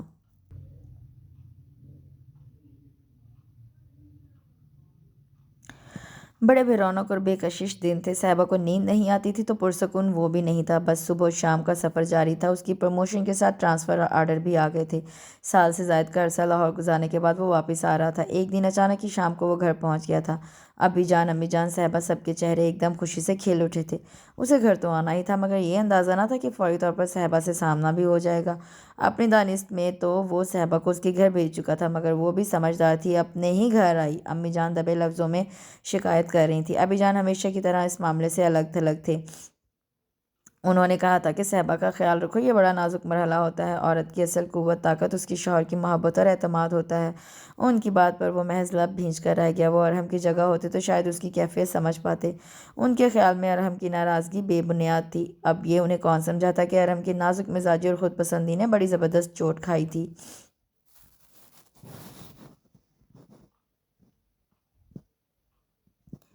صاحبہ نے اس کی خود اعتمادی کے ساتھ مذاق کیا تھا، اس کا مان توڑا تھا۔ وہ جو ساری لطیف سوچوں کو اپنے نصف بہتر کے لیے سین سین کر رکھتا رہا،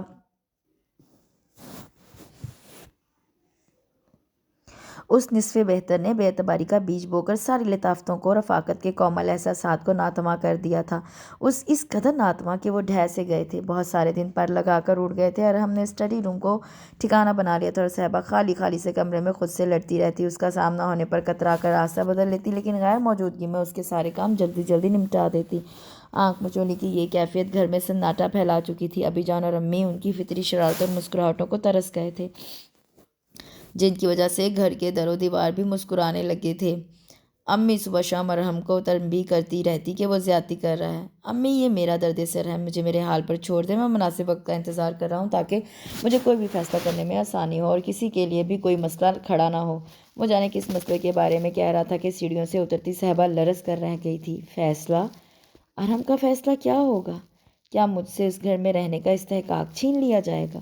اس سے آگے وہ کچھ نہیں سوچ سکی تھی، اور انہیں سیڑھیوں پر بیٹھتی چلی گئی تھی۔ امی! معاف ہوتے ذہن کے ساتھ اس نے آواز دی۔ ارحم اور امی نے ایک ساتھ پلٹ کر دیکھا تھا۔ اگلے ہی لمحے ارحم ایک ہی جسم میں صاحبہ کے پاس تھا۔ اس کا سر سیڑھیوں کی ریلنگ کے سہارے ایک طرف کو ڈھلکا ہوا تھا، اور باری جسم سیڑھیوں سے نیچے گرنے کو بےتاب تھا۔ ارحم نے کچھ بھی سوچے سمجھے بغیر دونوں ہاتھوں سے اس کو سہارا دیا۔ اتنی نازک حالت میں اس کا گرنا کس قدر خطرناک ہو سکتا تھا۔ وہ جھجری لے کر امی جان کی طرف مڑا۔ ڈاکٹر کو فون کریں، پلس بہت سلو ہے۔ فکر مندی اس کے لہجے سے ہویدا تھی۔ امی جان نے کلیجہ تھام دیا۔ میری بچی، ارحم میں پکڑتی ہوں اسے، تم فوراً گاڑی نکالو اور زرش کو بھی فون کرو، تمہیں تو کچھ خبر ہی نہیں آج کل، میں تو اسے ہاسپٹل جانا تھا، جلدی کرو، سوچو مت۔ امی اسے ہوش میں تو لائیں، اس کے سامنے اس وقت ناقابل اعتبار صحبا کی نہیں بلکہ ایک انسان کی زندگی تھی، اور انسان بھی ایسا جو اس کے اولین جذبوں کا بلا شرکت حقدار بن گیا تھا۔ وہ گاڑی پیسج سے نکال کر پھر اندر کی طرف بھاگا۔ لاؤنج کے محرابی دروازے کے سہارے بیٹھی صاحبہ کا چہرہ بے حد زرد ہو رہا تھا، وہ مشکل آنکھوں کے پپوٹے اوپر کو اٹھے۔ پانی، امی نے پانی کا گلاس اس کے لبوں سے لگا دیا۔ میرے بچے اٹھ، ہمت کر۔ امی مجھے یہی رہنے دے، میں مر جاؤں گی امی جان۔ پتہ نہیں مجھے کیا ہو رہا ہے، اس کا پورا جسم ٹھنڈا ہو گیا تھا، لفظ ٹوٹ ٹوٹ کر لبوں سے پھسل رہے تھے۔ ارحم کا دل جیسے کسی نے مٹھی میں دبوچ لیا۔ امی جان نے اس کی کمر میں ہاتھ ڈال کر اسے اٹھانا چاہا، مگر وہ اس قدر بھاری اور نڈھال ہو رہی تھی کہ وہ خود ہانپ کر رہ گئیں۔ امی، میرا دل بند ہو رہا ہے، ارحم کو بلائیں نا، میں انہیں دیکھ لوں۔ وہ آنکھوں سے بھیگے بھیگے کناروں کے ساتھ ارحم کے بازوں میں سمٹ سی گئی۔ ارحم کی مضبوط اور توانا گرفت تھی، اسے سہارا دینے کے لیے کافی تھی۔ امی نے ہاسپٹل کا نام بتایا اور وہ گاڑی ہوا میں اڑانے لگا۔ سگنل بند ہوا تو اس نے موبائل سے زرش کو اطلاع دی، صاحبہ کی امی سے بات کی۔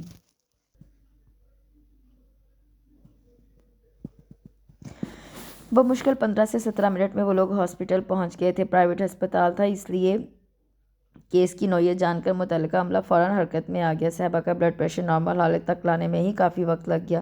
زرش نے ملامتی نگاہوں سے ارحم کو دیکھا۔ آپ کو پتہ ہے ایسی حالت میں بلڈ پریشر کا لو ہونا کس قدر خطرناک ہو سکتا ہے، اور اس کے ذمہ دار صرف آپ ہیں۔ زرش پلیز، میں پہلے ہی سخت ٹینس ہوں۔ اس کے لہجے میں صرف الجھن تھی۔ زرش کی نظریں آپریشن تھیٹر کی طرف اٹھ گئی، جہاں ایک دم ہلچل سی مچ گئی۔ تھوڑی دیر کے بعد صاحبہ کا اسٹریچر اندر لے جایا گیا۔ کھلی آنکھ اور سوئے ہوئے دماغ کے ساتھ اس نے سب کو دیکھا تھا۔ تخلیق جس درد میں وہ اس وقت مبتلا تھی، اس کے بعد سارے درد، ساری تکلیفیں، ساری اذیتیں کم لگ رہی تھیں۔ اس کی بولتی نگاہوں نے صرف ارحم کو مخاطب کیا تھا، اور وہ ان نگاہوں کی زبان لمحوں میں سمجھ گیا تھا۔ مدھم سی مسکراہٹ کے ساتھ وہ اس کی طرف بڑھا، بی بریو، اور 2 نمکین پانی کے قطرے صاحبہ کی آنکھوں سے کناروں سے نکل پڑے تھے۔ اور پھر جب تھوڑی دیر بعد اسے پتہ چلا کہ 3 زندگیاں موت و حیات کی کشمکش میں ہیں، تو وہ ششدر رہ گیا۔ تو کیا صاحبہ؟ وہ امی کی طرف مڑ گیا۔ ہاں بیٹا، 2 جانیں اس کے اندر سانس لے رہی ہیں، ڈاکٹر نے بتا دیا تھا، اس لیے سیزر ضروری ہو گیا تھا۔ مگر آپ نے مجھے کیوں نہیں بتایا؟ کتنی تڑپ تھی اس کے لہجے میں۔ امی جان نے کڑی نگاہوں سے اسے دیکھا۔ تو بیٹا خبر رکھنی تھی نا، وہ تمہاری بیوی ہے، تمہاری ذمہ داری ہے۔ اسی لمحے ڈاکٹر عائشہ ہراساں سی اسٹاف نرس کو تاکید کرتے ہوئے باہر نکلی، اور پھر اس کے الفاظ نے سامعین پر زلزلے کے آثار پیدا کر دیے تھے۔ سب ایک دوسرے کی شکل دیکھ کر رہ گئے تھے۔ فیصلہ ارحم کے ہاتھ میں تھا، ماں یا بچوں میں سے کسی ایک کا انتخاب، کیونکہ صاحبہ کا کیس خاصا پیچیدہ ہو گیا تھا۔ ماں کا بی پی لو اور بچوں کا تنفس متاثر، ہارٹ بیٹ بھی لمحہ بہ لمحہ کم ہو رہی تھی۔ اور پھر سب نے دیکھا کہ ارحم نے فیصلہ کرتے ہوئے ایک پل بھی نہیں لگایا تھا۔ آپ ماں کو بچائیے۔ زرش بے اختیار اس سے لپٹ گئی۔ گریٹ بھائی جان، گریٹ، صاحبہ کی محبتوں پر صرف آپ کا حق ہے۔ امی جان، صاحبہ کی امی جان نماز پر کھڑی ہو گئی تھی، ابی جان نے بھی اسے گلے لگا لیا تھا۔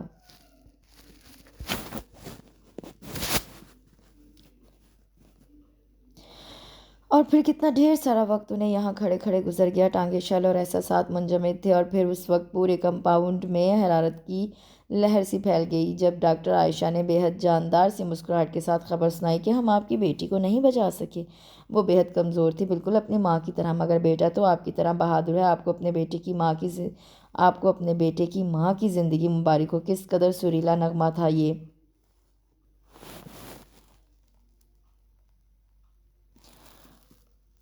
ارحم کے چہرے پر پورے جسم کا خون سمٹ آیا۔ ماں بیٹے دونوں کو انتہائی نگہداشت کے یونٹ میں رکھا گیا تھا، اور وہ ننھی سی کلی جو دنیا میں آنے سے پہلے ہی مرجھا گئی تھی، ارحم کے سامنے آئی تو وہ شدت ضبط سے ہونٹ کاٹ کر رہ گیا۔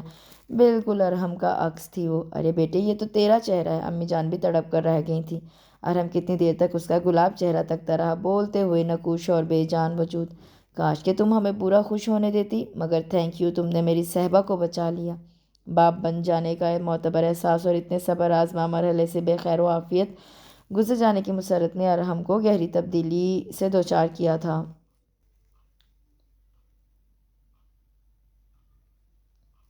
صاحبہ اور عبداللہ کو آج ڈسچارج ہونا تھا۔ دونوں کی حالت قدرے تسلی بخش تھی۔ اس تمام عرصے میں وہ جب بھی صاحبہ کے پاس آیا، وہ یا تو سوتی رہی تھی یا سوتی بن گئی تھی۔ البتہ عبداللہ نے صحبا جیسی بڑی بڑی آنکھیں کھول کر خوب پہچان کی تھی۔ صحبا کو مکمل بیڈ ریسٹ کی ضرورت تھی اور عبداللہ امی جان کے پاس ہی رہتا تھا۔ صحبا اس ننھی سی جان کے لیے بھی بہت روئی تھی جو اس کی گود میں آنے سے پہلے ہی سفر آخرت پر چلی گئی تھی، لیکن 9 مہینے کی محبت اور ممتا نے اس کی جو اندیکھی تصویر بنائی تھی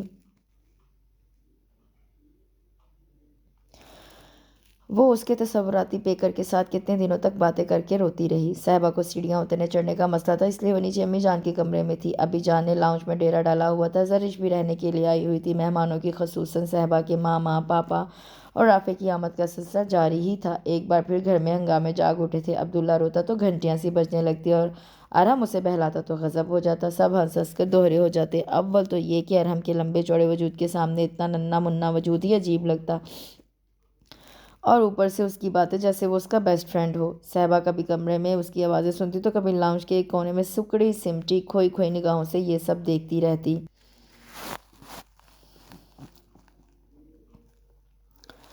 آج بہت سارے دنوں کے بعد ایسی رات آئی تھی جو اسے رت جگہ منانے پر مجبور کر رہی تھی۔ اسے لگ رہا تھا وہ اپنی نادانی میں کچھ غلط کر بیٹھا ہے اور اس کے تسلسل میں آئندہ جو ہوگا وہ بھی غلط ہوگا، کیونکہ یہ تو طے تھا کہ صحبا اس کی ذات کا تکمیلی حصہ ہے۔ اس سے قطع نظر کہ صحبا نے اس کے ساتھ کیا کیا تھا، اور یہ بھی محض اس کا ہی خیال تھا کہ وہ اپنی دانست میں بہت بڑے فریب کی مرتکب ہوئی ہے، ورنہ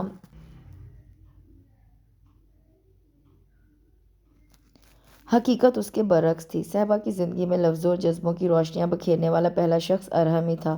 اس نکاح کی حیثیت تو صرف کاغذی کارروائی تک تھی۔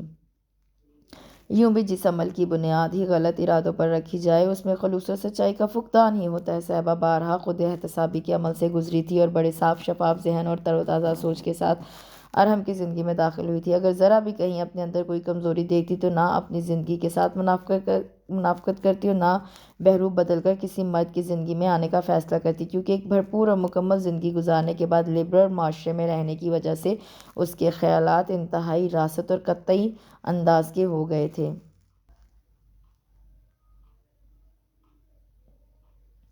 بیٹا ارحم، تم نے کیا سوچ رکھا ہے؟ کب تک اس معصوم کو سزا دیتے رہو گے؟ موت کو سلام کر آئی مگر تمہارا دل نرم نہیں ہوا۔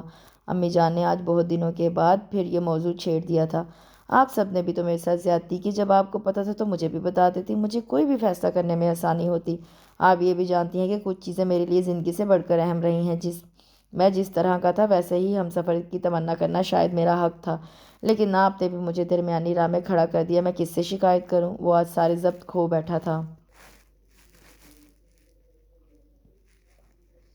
اگر تم اس کی شادی سے پہلے کی زندگی کے آئینے میں موجودہ زندگی کو دیکھو گے تو تصویر دھندلی ہی نظر آئے گی۔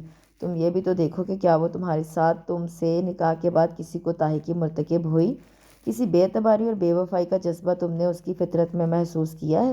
بحیثیت بیوی کے فرائض کے اس نے پہلو تہی کی ہے؟ اور سب سے بڑی بات یہ کہ وہ اس گھر میں آئی تو ہمیں ایک لمحے کے لیے بھی اجنبی نہیں لگی۔ یہ کیسے ہو جاتا ہے ارحم؟ یہ کوئی معمولی بات نہیں ہوتی۔ نئے گھر کے تقاضوں کے مطابق خود کو ایڈجسٹ کرنا، اپنے آپ کو شوہر کی رضا کے مطابق ڈھال لینا، اپنی خواہشوں کو محض شوہر کی خوشنودی کی خاطر مان لینا، یہ سب بڑے مشکل مرحلے ہوتے ہیں، اور ان سے وہ عورت سرخرو گزرتی ہے جس کے دل دماغ میں ہم آہنگی کی تلخیوں کا بوجھ نہیں ہوتا۔ اگر وہ کہیں بھی اپنے ماضی میں جھانک رہی ہوتی تو تم جان لیتے ارحم، تم تو اس کے شوہر ہو۔ میاں بیوی کو اس لیے تو ایک دوسرے کا لباس کہا جاتا ہے۔ لباس میں سوراخ ہو جائے اور پہننے والے کو پتہ نہ چلے تو یہ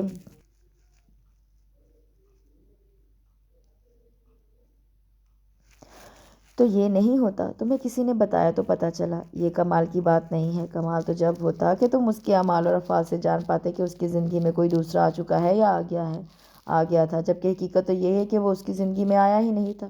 محض کاغذی رشتہ تھا، بالکل کاروباری اگریمنٹ کی طرح، جو ضرورت پڑنے پر توڑ دیا گیا۔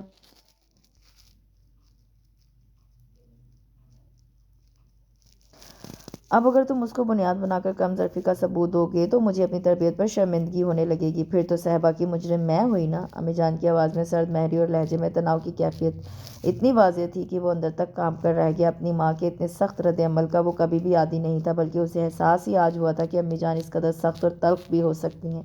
وہ کتنی دیر تک کچھ بول ہی نہ سکا۔ امی جان کی نظریں بغور اسے جانچ رہی تھیں، تول رہی تھیں۔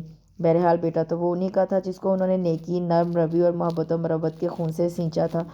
وہ مغرور تو ہو سکتا تھا مگر متکبر نہیں، اسی یقین کے سہارے آج وہ اس کا احتساب کر بیٹھی تھی۔ اب وہ اپنے بیان کا رد عمل بھی دیکھنا چاہ رہی تھیں، مگر امی جان آپ چونکہ اس صنف سے تعلق رکھتی ہیں اس لیے اس کا دفاع کر رہی ہیں، مگر ایک حقیقت یہ بھی تو ہے اسے ذرا بھی پرواہ نہیں کہ اس کے ساتھ کیا ہوا اور کیا ہونے جا رہا ہے۔ ایک بار بھی تو اس نے مجھ سے اس موضوع پر بات نہیں کی۔ کیا اسے احساس نہیں کیا یہ ہم کس طرح کی زندگی گزار رہے ہیں؟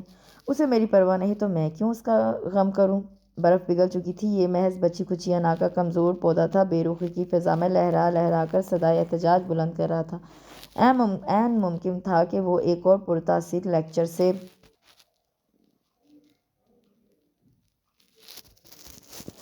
نواز دیتی تو یہ دھڑام سے زمین بوس ہو جاتا اور موسم تو بدلنا ہی تھا۔ پھر تو فضا میں محبت کی دھوپ رنگ بکھیرنا شروع کر دیتی۔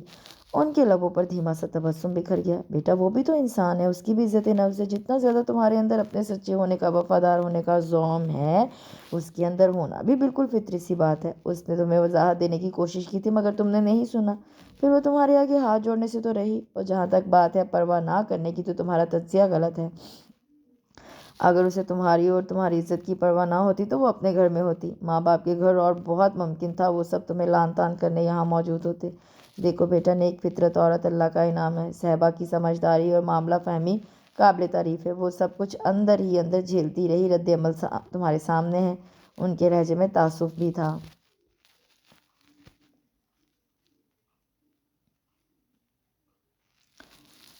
امی جان اسے بتا دینا چاہیے تھا، وہ بتا دیتی تو شاید میرا اعتماد اس حد تک مجروح نہ ہوتا۔ کمزور سی صدائے برہمی ابھری۔ وہ بتا دیتی اگر تم اس کی عزت نفس مجروح نہ کرتے، یوں اس کو گھر سے نکال باہر نہ کرتے۔ ارحم کا سر جھک گیا تھا، غصے میں آ کر اس نے جانے کیا کیا کہہ دیا تھا۔ اسے اپنے الفاظ یاد تو نہ تھے لیکن ان کے شدید اور بے حس ہونے کا احساس اسے ابھی بھی ہو رہا تھا۔ وہ اسی احساس میں گھرا اپنی جلد بازی پر نادم ہوتا امی جان کے پاس سے اٹھ کر اپنے کمرے میں آ گیا۔ ان کے چہرے پر تفکر کے سائے لہرانے لگے تھے۔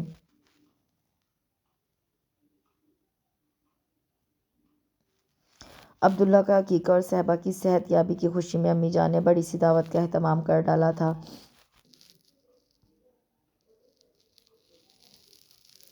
عزیز و اقارب، دوست احباب سارے ہی مدعو تھے۔ خوب رونق لگی ہوئی تھی اور بہت دنوں کے بعد لان کی سج دج میں خوش رنگ آنچل لہرا رہے تھے۔ بیٹا تم ابھی تک ایسے ہی بیٹھی ہو، جلدی سے تیار ہو جاؤ اور یہ سیٹ پہن لینا، تم پر سوٹ کرے گا۔ تم چینج تو کرو، میں آ کر ساڑی کی فال ٹھیک کر دیتی ہوں۔ جلدی کرو، عبداللہ زریش کے پاس ہے، پتہ ہے سارے لوگ تم سے اور ارحم سے ملنے کے لیے بےتاب ہو رہے ہیں۔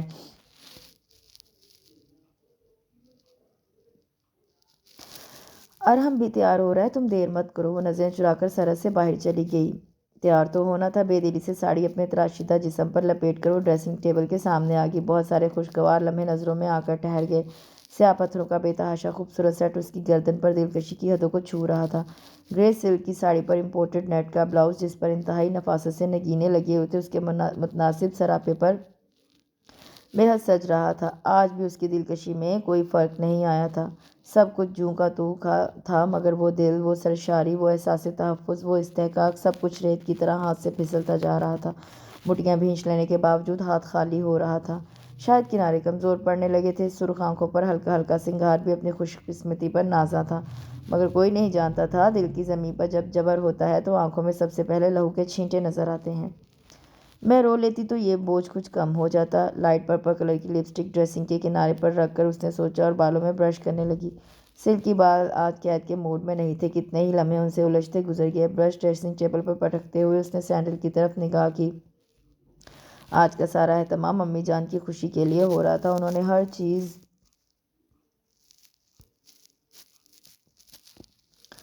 بڑے چاؤ سے اس کے لیے خود خریدی تھی، کہیں کوئی کمی نہیں تھی، مگر ایک خلا تھا کہ بھرتا ہی نہیں تھا۔ سینڈل پہن کر اس نے ایک بار پھر بالوں میں برش پھیرا اور اپنے سراپے پر ایک ناقدانہ نظر ڈال کر دروازے کی طرف بڑھی تھی کہ اگلے ہی پل قدم ساکت سے ہو گئے۔ دروازے پر وہ ایستادہ تھا جو نہ خوش ہونے دیتا تھا نہ رونے، جو نہ دل سے اترا تھا نہ دل میں رکھ سکا تھا۔ زندگی کی سب سے خوبصورت حقیقت تھا، مگر زندگی کو کس قدر بے رنگ کر گیا تھا۔ صحبا کی آنکھیں جلنے لگی تھی، وہ بے اختیار رخ موڑنے پر مجبور ہو گئی۔ ارحم 2 قدم چل کر اس کے سامنے آ گیا۔ گرے کلر کے ڈنر سوٹ میں وہ مد مقابل تھا اور ڈریسنگ ٹیبل کا قد آدم آئینہ پکار پکار کر کہہ رہا تھا، ایسی ہم آہنگی محبت کرنے والوں کو زیب دیتی ہے، یہ مزاج شناسی دل کے تار بھلا ٹوٹنے دے سکتی ہے۔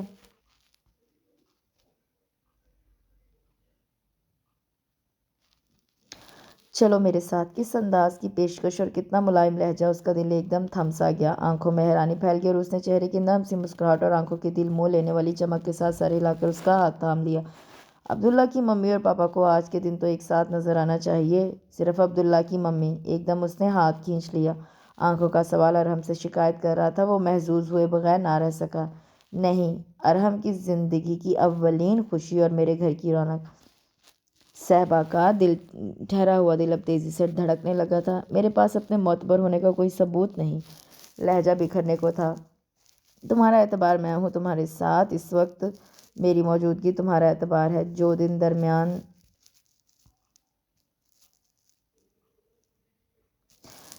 درمیان میں میری ذہنی کوفت کا سبب بنے، انہیں تم میرے ذہن کی پراگندگی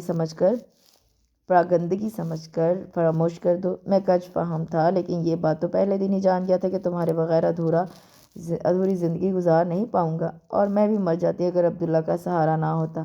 تو بس حساب برابر ہو گیا، میرے بیٹے نے میرے حصے کا کام کر دیا۔ وہ شوخی سے مسکرایا۔ وہ میرا بیٹا ہے، ایک دم اس کا لہجہ بدل گیا۔ وہ ہم دونوں کا بیٹا ہے، کیا اس سے انکار کر سکتی ہو؟ ارحم نے پھر ہاتھ تھام لیا اور قدم دروازے کی طرف بڑھا دیے تھے۔ بہت دنوں کے بعد ان آنکھوں میں بھی دیے جل رہے ہیں۔ Thank God, it's really amazing. Sahba کے ہونٹوں پر آنے والے الفاظ ہر ایک کے دل میں تھے۔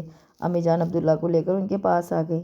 صہبا نے نرمی سے اسے دونوں بازوؤں میں سمیٹ لیا۔ ارحم نے آگے بڑھ کر اس کے ماتھے پر بوسہ دیا۔ میرا شیر بیٹا اپنی ماں پر چلا گیا۔